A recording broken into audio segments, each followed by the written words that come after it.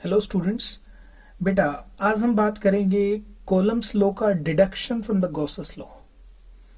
देखिए Gauss's law के बारे में तो हमने लेटेस्ट पढ़ा अभी, है ना। लेटेस्ट हमने क्या जाना कि जब किसी एनक्लोज सरफेस में कोई चार्ज रखा जाता है तो उसका इलेक्ट्रिक फ्लक्स निकाल सकते हैं। इलेक्ट्रिक फ्लक्स क्या होता है? The number of field lines passing through the area vector. Area vector पे हमने बातचीत की, फिर हमने इलेक्ट्रिक फ्लक्स के बारे में बात की, फिर हमने गॉसेस लॉ पे भी पढ़ा। और गॉसेस लॉ हम एक क्लोज सरफेस के लिए लगाते हैं। जब भी कहीं गॉसेस लॉ लगाने की बारी आती है और हमारे पास क्लोज सरफेस नहीं होता तो हम एक इमेजिनरी सरफेस सा तैयार कर लेते हैं, उसको गॉसियन सरफेस कहते हैं। गॉसियन सरफेस पे मैंने आपको स्पेशल प्रॉब्लम्स बताई भी थी, जहां स्पेशल केसेस को डिस्कशन किया कि बेटा आपका नेचर ऑफ चार्ज देखा जाता है, क्या वो स्फीयरिकल है या वो एक सिलेंड्रिकल है या फिर वो एक शीट की फॉर्मेट में है। तो उसी तरह के गॉसियन सरफेस हम तैयार कर सकते हैं, है ना। वहां अगर आपने नहीं देखा है तो एक बार दोबारा जाके देखिए। गॉसियन सरफेस बहुत इंपॉर्टेंट पहलू रहने वाला है आने वाले टॉपिक्स में। ओके, तो आज हम बात करेंगे गॉसेस लॉ से हम क्या डिराइव करेंगे बेटा, कॉलम्स लॉ। तो टॉपिक का नाम है हमारा deduction of columns law from Gauss's law. Okay, तो देखिए गॉसेस लॉ क्या कहता है, यहां पर मैंने एक स्फीयर लिया और स्फीयर के सेंटर पे मैंने चार्ज रख दिया क्यू। आप ये समझ लो क्यू रखा और मैंने गॉसियन सरफेस ये एक सरफेस तैयार कर दिया, है ना। जैसा आपको सही लगे वैसा उस हिसाब से हम सिचुएशन कंसिडर कर सकते हैं। ओके, तो क्यू चार्ज है, उसके अराउंड आर रेडियस तक, आर डिस्टेंस तक हर जगह आपको सेम इलेक्ट्रिक फील्ड दिखेगा। ठीक है जी, लेकिन मुझे किसकी हेल्प लेनी है बेटा? मुझे गॉसेस लॉ की हेल्प लेनी है ना। तो मुझे क्या रखना पड़ेगा, पहले गॉसेस लॉ की कंसेप्ट लगाना पड़ेगा। तो ds एक एरिया वेक्टर है इस स्फेरिकल सरफेस का। तो देखिए यहां पर जैसे ये दिखाया गया, ये सब ना, ये सब आयरन नेल्स है बेटा, ये सब एरिया वेक्टर्स हैं। तो मैंने कुछ इस तरह से कंसिडर किया है, देखिए। तो ये एक स्फेरिकल सरफेस है और इस स्फेरिकल सरफेस से जो आयरन नेल की डायरेक्शन आपको दिखाई दे रही होगी, मैं उसकी अलाइनमेंट ऐसे ही कर देता हूं। और जो आयरन नेल आपको ये वाली दिखाई दे रही है, this is a kind of Gaussian surface का एरिया वेक्टर। तो ये क्या है बेटा, एरिया वेक्टर। और इलेक्ट्रिक फील्ड क्या होगा, देखो आप इलेक्ट्रिक फील्ड की प्रॉपर्टी में पहले भी पढ़ चुके हो कि ये क्या, कि इलेक्ट्रिक फील्ड रेडियली आउटवर्ड निकल है चारों तरफ। तो ये इधर भी निकल रहा होगा, तो एरिया वेक्टर और इलेक्ट्रिक फील्ड पैरेलल है ना। तो हम गॉसेस लॉ लगाते हैं। तो फ्रॉम गॉसेस लॉ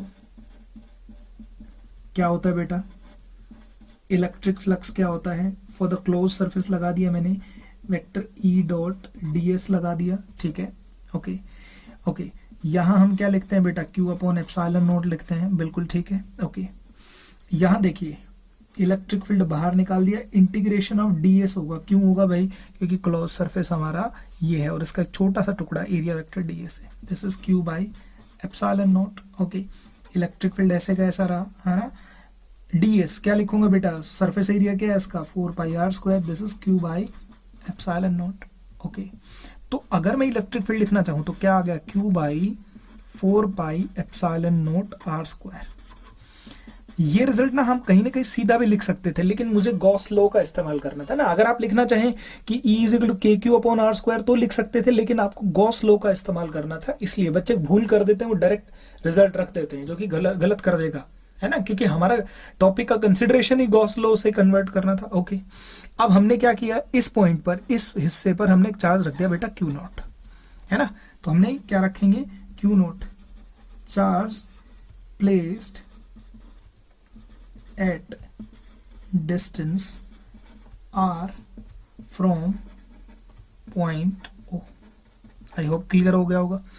अब देखिए, अब जहां पर बेटा फोर्स की बारी आती है, जहां भी फोर्स लगता है तो एक चार्ज पे लगता है, तो कौन लगाएगा, कैपिटल क्यू। किस पे लगाएगा, इसके ऊपर। जो डायरेक्शन ऑफ फोर्स है वही डायरेक्शन ऑफ फील्ड है, या जो डायरेक्शन ऑफ फील्ड है वही फोर्स की डायरेक्शन है। तो फोर्स क्या लिखूंगा बेटा, F is equal to q naught into e. मेरे हिसाब से इस बात में आपको कोई प्रॉब्लम नहीं होनी चाहिए। क्यों, इलेक्ट्रोस्टैटिक फोर्स के अंदर से हमने ये पढ़ा है। क्यों, इलेक्ट्रिक फील्ड क्या होता था बेटा, इलेक्ट्रिक फील्ड होता था फोर्स अपॉन टेस्ट चार्ज या फोर्स अपॉन चार्ज। तो चार्ज कितना है पर अपना क्यू नॉट है ना। तो ये कैपिटल क्यू, इस पे फोर्स लगाएगा, तो फोर्स चाहिए अपने को। तो एफ क्या लिखेंगे बेटा, क्यू नॉट तो रहेगा ऐसे का ऐसा, और ई की वैल्यू है हमारे पास क्या है बेटा, q upon 4π epsilon naught r square. तो फोर्स की वैल्यू क्या आ गई बेटा, हमारे पास आ गई 1/4π epsilon naught capital q, q naught upon r square, है ना। ये हमारा रिजल्ट आ गया, एंड दिस इज, ये क्या है, यही है हमारा कॉलम्स लॉ। मेरे हिसाब से कोई प्रॉब्लम नहीं होनी चाहिए आपको। तो हमने गॉस लॉ का इस्तेमाल करते हुए हमने क्या प्रूव कर दिया बेटा, ये है हमारा कॉलम्स लॉ, राइट। तो ये पूछा भी जा सकता है कई बार कि derive the result for the from या for the Coulomb's law from the Gauss's law, तो आप उसका प्रूफ इस तरह से कर सकते हैं। आइए बेटा एक बहुत इंपॉर्टेंट टॉपिक के बारे में बात करते हैं, ये है electric field due to infinite long straight wire. ध्यान रहिए जो वायर है, चार्ज्ड वायर, वो इनफाइनाइट लेंथ का माना गया है। इसकी चार्ज डेंसिटी है लैम्डा, लैम्डा होता है चार्ज पर यूनिट लेंथ। ओके, अब आपको टेक्निकली ये नहीं सोचना इसकी लेंथ इन्फिनिटी है तो उसके ऊपर चार्ज जीरो हो गया, नहीं बेटा। इसको इनफाइनाइट लॉन्ग का मतलब क्या समझे, इनफाइनाइट लॉन्ग का मतलब समझे कि ये बहुत लंबा वायर है, राइट। ओके, इसकी चार्ज डेंसिटी, चार्ज पर यूनिट लेंथ है लैम्डा। तो हम क्या करेंगे, हमने आपको पहले भी बताया गया था बेटा, गॉसियन सरफेस एक बहुत इंपॉर्टेंट टॉपिक है, बहुत इंपॉर्टेंट कॉन्सेप्ट है। उसको हम समझ लेंगे, उसको हम जान लेंगे तो बहुत अच्छी तरह से चीजों को सॉल्व कर सकते हैं, है ना। ये कहीं ना कहीं विजुअलाइजेशन पे डिपेंड है कि हमने गॉसियन सरफेस क्यों बना दिया, क्योंकि हमें फ्लक्स चाहिए था, हमें ये चाहिए था, हमें ये पता करना था कि इलेक्ट्रिक फील्ड लाइन कहीं से तो पास करेंगी और कहां से पास करेंगी। उसके लिए हमें इमेजिनरी सरफेस ड्रॉ करने की कोशिश करना स्टार्ट कर देते हैं और उसका नाम गॉसियन सरफेस दिया गया। तो हमने यहां पर देखिए क्या किया, यहां पर ग्रीन कलर का जो आपको बाउंड्री दिख रही है, this is a kind of Gaussian surface, है ना। एक छोटा सा एग्जाम्पल मैं आपको दे देता हूं। यहां पर देखिए, ये मेरे पास एक पेन है, ओके। अब यहां पर एग्जैक्ट यही कंडीशन, इसी कंडीशन की बात की गई। ये एक आपके पास इनफाइनाइट लॉन्ग स्ट्रेट वायर है, राइट। इसके ऊपर चार्ज डिस्ट्रीब्यूटेड है, तो चार्ज डिस्ट्रीब्यूटेड है, क्या करेगा बेटा, ये ना इलेक्ट्रिक फील्ड बाहर फेंकेगा चारों तरफ, इधर इधर इधर, चारों तरफ बाहर की तरफ इलेक्ट्रिक फील्ड मिलेगा आपको, ओके। तो मुझे क्या करना था, मुझे एक ऐसा सरफेस चाहिए था जहां से इलेक्ट्रिक फील्ड पास हो सके, इसलिए मैंने क्या किया, मैंने गॉसियन सरफेस ड्रॉ कर दिया। तो ये देखिए, ये आपके पास जो पेन का ऊपर वाला कवर दिख रहा है, ये एक तरह का गॉसियन सरफेस है, राइट। तो ये थोड़ा बहुत आइडिया लग गया होगा, जो रिफिल है ये एक स्ट्रेट वायर है, और ये बेटा ऊपर की तरफ जो दिख रहा है आपको, जो ये कैप, ये जो ऊपर का कवर दिख रहा है, ये जो मैं घुमा रहा हूं इसको, ये एक तरह का गॉसियन सरफेस है। गॉसियन सरफेस एक इमेजिनरी सरफेस है।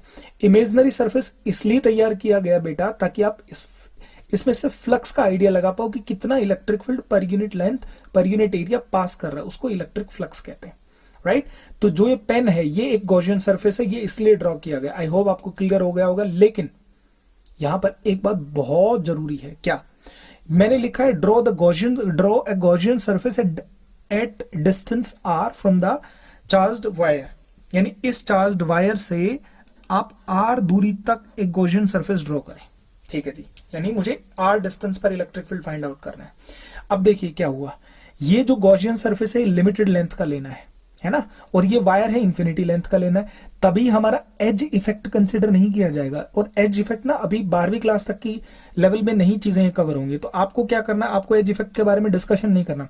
अब देखिए, मैं एज इफेक्ट के बारे में थोड़ा बता देता हूं आपको। यहां पर अगर ये कहता कि ये वायर का लेंथ है ना फाइनाइट है, तो यहां पर फाइनाइट है तो उसका मतलब क्या हो गया, इसकी एक सर्टेन लेंथ है, सर्टेन लेंथ है तो सर्टेन फील्ड और फोर्स भी होगा, तो यहां पर एज यानी किनारों का इफेक्ट भी कंसिडर किया जाता। लेकिन हम सिर्फ एज इफेक्ट नहीं, हमारे केस में सिर्फ क्या है बेटा, इन्फिनिटी लॉन्ग स्ट्रेट वायर है। ओके, आई होप ये क्लियर हो गया होगा। ये एक स्ट्रेट वायर है जो कि चार्ज्ड है, और इसके चारों तरफ हमने एक इमेजिनरी गॉसियन सरफेस ड्रॉ किया है। इसको सिलेंडर नहीं कह सकते आप, ये ड्रॉन गॉसियन सरफेस है। अब देखिए क्या करेंगे, अब हमारा डिस्कशन कहीं ना कहीं जब आपने स्पेशल केसेस पढ़े होंगे उसी से रिलेटेड है सारी चीजें। ओके, देखिए तो हमने क्या किया, हमने हर जगह एरिया वेक्टर ड्रॉ कर दिया। तो बेटा ये क्या है, इसका एरिया वेक्टर कहाँ होगा, आपने कहा सर इसका एरिया वेक्टर इधर होगा, है ना। इसका नाम कर दिया मैंने 1 नाम रख दिया। अच्छा, इसका एरिया वेक्टर कहाँ लिखा, आपने इधर लिख दिया, है ना। इसका नाम 2 रखा मैंने। इसका ऊपर वाले कर्व्ड सरफेस का एरिया वेक्टर कहाँ होगा बेटा, इसका ऊपर होगा, इसका नाम मैंने 3 रखा। अच्छा, इसका कर्व्ड सरफेस कहाँ होगा, इसका कर्व्ड सरफेस का एरिया वेक्टर नीचे की तरफ होगा, राइट। ओके, अब देखिए कंडीशन क्या आती है, और ये हमने नंबर लिखा 4। ओके, यहां तक क्लियर है, कोई प्रॉब्लम नहीं है आपको। देखिए क्या है हमारे पास ना, ये कंडीशन है, तो इसके एरिया वेक्टर कहाँ निकलेंगे, इसके एरिया वेक्टर चारों तरफ निकलेंगे। इसमें से छोटे छोटे आयरन नेल लगा दो और यू गेट टू नो कि भाई ये तो चारों तरफ ही निकल रहे हैं एरिया वेक्टर, है ना। लेकिन हम प्लेन में दिखा रहे हैं तो हम इन 4 चीजों को दिखा सकते हैं, एक बाहर में निकलेंगे, चारों तरफ निकलेंगे बेसिकली। ओके, अगर इसकी इलेक्ट्रिक फील्ड देखी जाए तो बेटा इलेक्ट्रिक फील्ड ऊपर निकलेगा, इलेक्ट्रिक फील्ड नीचे भी निकलेगा, है ना, इलेक्ट्रिक फील्ड इधर भी निकलेगा, इलेक्ट्रिक फील्ड इधर भी निकलेगा, क्योंकि ये चार्ज्ड वायर है, इलेक्ट्रिक फील्ड इधर भी निकलेगा, इधर भी निकलेगा, तो इलेक्ट्रिक फील्ड तो ऐसे निकलेगा ही, है ना, ये इलेक्ट्रिक फील्ड है सारा, ये इलेक्ट्रिक फील्ड है, ये सब इलेक्ट्रिक फील्ड है जो कि इससे चारों तरफ निकलेगा, ऐसे ऐसे ऐसे। अच्छा, अब आप ध्यान से देखिए, गॉसेस लॉ लगा लो आप सभी कंसेप्ट पर।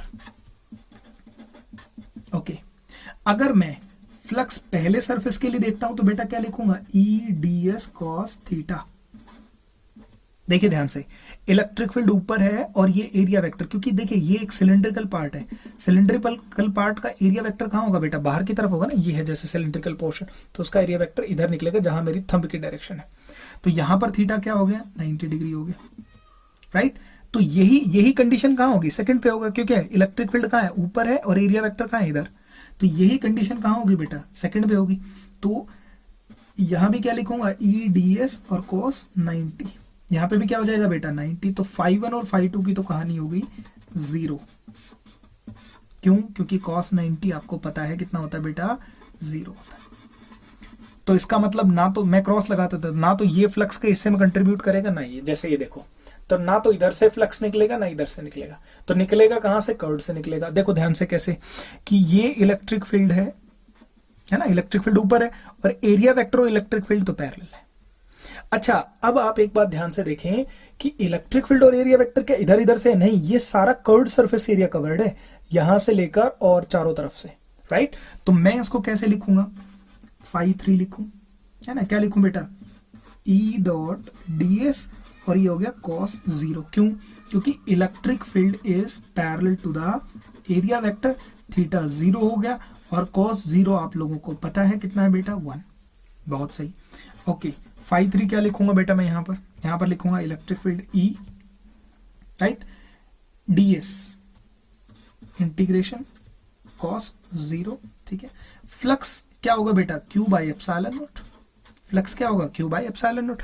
अच्छा देखिए, चार्ज डेंसिटी क्या है, लैम्डा, तो यहां देखिए लैम्डा क्या हो गया बेटा, चार्ज, और कितनी लेंथ पर है, L लेंथ पर है, राइट। तो मैं Q को क्या लिख सकता हूं, Q को क्या लिख सकता हूं बेटा, लैम्डा इंटू L लिख सकता हूं, कोई प्रॉब्लम नहीं होनी चाहिए आपको इस बात से। ओके, तो E क्या लिखा बेटा मैंने, सॉरी, यहां आ गया E, और ये इंटीग्रेशन ds, क्योंकि अपने को देखो यहां इलेक्ट्रिक फील्ड फाइंड आउट करना है, हमें क्या फाइंड आउट करना है, इलेक्ट्रिक फील्ड। तो फ्लक्स को तो मैं छोड़ ही देता हूं बेशक। ओके, ये क्या हो गया, Q की जगह क्या लिख सकता हूं, लैम्डा L, और ये हो गया बेटा एप्सिलॉन नॉट, ठीक है। ओके, इलेक्ट्रिक फील्ड ऐसे कैसे, ds क्या लिखूंगा बेटा, 2 पाई RL। क्वेश्चन, सर क्यों आया 2 पाई RL, देखो बेटा सिलेंडर का कर्व्ड सरफेस एरिया क्या है, 2 पाई R और इंटू L, ताकि ये पूरा कर्व्ड सरफेस कवर कर ले। Okay, this is lambda L by epsilon not, है ना, ये L एक जैसा ही बना देता हूँ, तो L से L कैंसिल हो गया। ओके, तो इलेक्ट्रिक फील्ड क्या आ गया बेटा हमारा, इलेक्ट्रिक फील्ड आ गया हमारा lambda upon 2 pi epsilon naught R। Board में कई बार आ चुका है ये क्वेश्चन, ध्यान से अच्छे से पढ़ लेना। Electric field intensity due to a long straight charged wire, this is E is equal to lambda upon 2 pi epsilon naught R। ये हमारा इस डेरिवेशन का, इस रिजल्ट का, इस सिलेंड्रिकल वायर बोल देते हैं कुछ लोग, सिलेंडर बोल देते हैं, लेकिन ये ध्यान से पढ़ लेना कि ये सिर्फ एक गॉसियन सरफेस की कहानी है। इसके कुछ स्पेशल केसेस भी हम बात करते हैं। देखिए infinite long straight charged wire की केस में ही electric field is lambda upon 2 pi epsilon naught R, ठीक है। तो आप इसको ना कई बार अगर आपको 1/4 पाई एप्सिलॉन नॉट की वैल्यू भी लिखनी होती है तो हम इसको ऐसे भी लिख देते हैं, 4 पाई एप्सिलॉन नॉट R। तो हमारे लिए क्या बन गया, K2 लैम्डा अपॉन R बन गया। यहाँ पर K क्या है बेटा, K है 1/4 पाई एप्सिलॉन नॉट R, एप्सिलॉन, है ना। इसको इलेक्ट्रोस्टैटिक फोर्स कांस्टेंट भी कह देते हैं। तो इस तरह से भी लिख देते हैं, दोनों तरह से सही है। इसमें ना आपको थोड़ा कन्वीनियंट पड़ जाता है, क्यों, क्योंकि K की वैल्यू 9 × 10⁻9 भी लिख देते हैं हम, तो उसका सोल्यूशन या कैलकुलेशन आसान पड़ जाता है हमारे लिए। ओके, चलो दूसरी बात कर लेते हैं। यहाँ पे कहता है, अगर ये क्वेश्चन आपको जनरली भी मिल जाता है, अगर लैम्डा इज ग्रेटर देन 0 तो इलेक्ट्रिक फील्ड जो है वो कैसा होगा बेटा, वो रेडियली आउटवर्ड होगा। अच्छा, लैम्डा इज ग्रेटर देन 0 का मतलब क्या है, आपके पास जो रोड है, आपके पास जो वायर है ना, और वायर कैसा चार्ज है, इसका मतलब है वायर इज पॉजिटिवली चार्ज, और वायर पॉजिटिवली चार्ज है तो इसका मतलब कुछ इस तरह से, इलेक्ट्रिक फील्ड क्या होगा, बाहर की तरफ होगा, ठीक है, ओके। लेकिन अब तीसरी बात करें, अगर लैम्डा इज लेस देन 0 तो इलेक्ट्रिक फील्ड होगा वो कैसा होगा बेटा, वो होगा रेडियली इनवर्ड होगा। कैसा होगा, रेडियली इनवर्ड। तो इसका मतलब आपका जो वायर है वो कैसा चार्ज्ड है बेटा, वो नेगेटिवली चार्ज्ड है। क्यों, क्योंकि इलेक्ट्रिक फील्ड हमेशा कहाँ से कहाँ चलते हैं, पॉजिटिव से और नेगेटिव की तरफ चलते हैं, तो वो इनवर्ड होगा, है ना। ये हमारे पास कुछ स्पेशल केसेस थे, लेकिन एक जनरल क्वेश्चन भी डिस्कस कर लेते हैं। यहां पर आपको ना ऐसे एक सिलेंडर दे दिया गया, ठीक है, ओके, और उसको एक्सटर्नल इलेक्ट्रिक फील्ड में रखा गया है बेटा, कुछ इस तरह से। यूनिफॉर्म इलेक्ट्रिक फील्ड है वो, एक जैसा है ना, यूनिफॉर्म इलेक्ट्रिक फील्ड। इन कर्व्ड सरफेस से इलेक्ट्रिक फ्लक्स क्या होगा, मैं 1 लिख देता हूं उसको और इसको लिख देता हूं 2।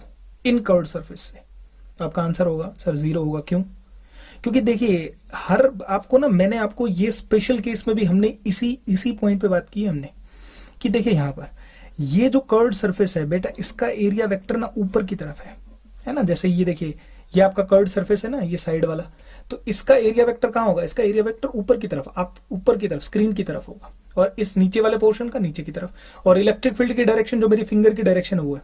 तो ध्यान से देखिए, ये तो यही कंडीशन बन गई ना, जो मेरा थंब है that is area vector and this finger is said to be the direction of electric field, तो 90 डिग्री।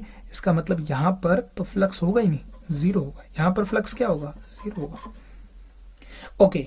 यहीं पे एक और पॉइंट भी आ जाता है कि जहां पर जैसे जैसे फील्ड लाइन एंटर करेंगी, देखो यहां पर क्या है, एंटर करेंगी मतलब नेगेटिव में एंटर करती है, तो यहां पर नेगेटिव फ्लक्स होगा और यहां पर पॉजिटिव फ्लक्स होगा, राइट, ओके। अगर मान लो इसको चेंज कर दे थोड़ा सा, है ना, कंसेप्चुअली बात कर रहे हैं अभी, और इलेक्ट्रिक फील्ड की डायरेक्शन ऐसे कर दें, क्या करें, इलेक्ट्रिक फील्ड की डायरेक्शन कुछ इस तरह से कर दें, ठीक है। तो आप आंसर देना इसका, इलेक्ट्रिक फील्ड की डायरेक्शन, ये सिलेंडर है, ये सिलेंडर है ना, या जो भी आपने लिया है, और इलेक्ट्रिक फील्ड ऐसे चल रहा है जो ऊपर से नीचे की तरफ एरो आ रहा है, ठीक है बेटा। तो अपनी तरफ से मार्क कर लेना 1 2 3 4। ये एरिया वेक्टर का एक स्पेशल कॉन्सिक्वेंस है। तो आप इसमें देखना आंसर क्या आता है आपका, बहुत आराम से निकाल सकते हो। मैंने 3-4 केसेस भी डिस्कस कर लिए, इन चीज़ों को आप लिख लेंगे अपनी नोटबुक में, स्पेशल केसेस को स्पेशली लिख लेंगे, है ना, ये आपको हेल्प करेंगे। ओके, देखिए जहां तक इस डेरिवेशन की बात आती है, ये जो डेरिवेशन हमने लीनियर स्ट्रेट वायर का किया है बेटा, अगर इनफाइनाइट वायर है ना तभी ये रिजल्ट है। अगर हम इस पर फाइनाइट वायर करते हैं, जबकि नहीं बात की जाती हमारे सिलेबस में, तो यहां पर एज इफेक्ट कंसिडर किया जाता है, क्योंकि इन कॉर्नर्स की वजह से भी कुछ इफेक्ट होगा, और ये एक रेगुलर कॉर्नर्स नहीं होते, है ना, ओके। तो ये डेरिवेशन कई बार, बहुत बार एग्जाम्स में आ चुका है, तो स्ट्रेट वायर के लिए, इनफाइनाइट लॉन्ग स्ट्रेट वायर के लिए डेरिवेशन अच्छे से कर लेना। नेक्स्ट सेक्शन में हम कुछ मिक्स न्यूमेरिकल्स बात करेंगे, कुछ इस हिस्से से करेंगे, है ना, कुछ हम स्ट्रेट, आपके पास एक शीट होगी, फिर होलो स्फीयर्स होंगे, शेल जैसे बेसिकली उनको बोलते हैं, फिर सॉलिड स्फीयर होगा, हम उसके इलेक्ट्रिक फील्ड की बात करेंगे। थैंक यू, नेक्स्ट लेक्चर में मिलते हैं।